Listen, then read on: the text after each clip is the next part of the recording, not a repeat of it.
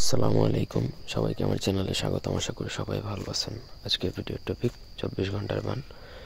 একটা মারণ বান যেটা যার উপর প্রয়োগ করা হয় বা শত্রুর উপর প্রয়োগ করলে তার মুখ দিয়ে প্রথমত ব্লিডিং হয় বা রক্ত আসে, তারপর সে এক পর্যায়ে প্রাণে মারা যায়। এরকম খুবই খতরনাক একটা বান, অন্যায়ভাবে প্রয়োগ করা সম্পূর্ণরূপে নিষিদ্ধ। পুরো ভিডিওটা না টেনে শেষ পর্যন্ত দেখুন। আমার চ্যানেলটা সাবস্ক্রাইব করবেন, লাইক কমেন্ট শেয়ার করবেন।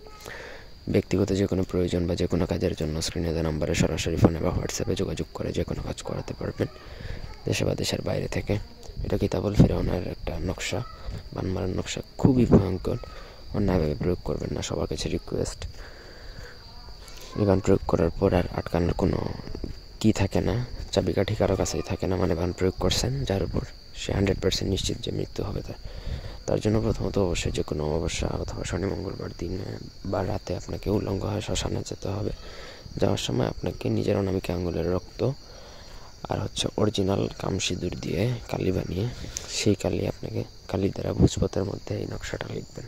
লেখা শেষে অবশ্যই নকশার নিচে যার জন্য বা যার উপর বানটা প্রয়োগ করবেন তার নাম, সে ছেলে হলে তার পিতার নাম, মেয়ে হলে তার মাতার নাম, এগুলো লিখে আপনাকে নকশা লেখাটা কমপ্লিট করতে হবে।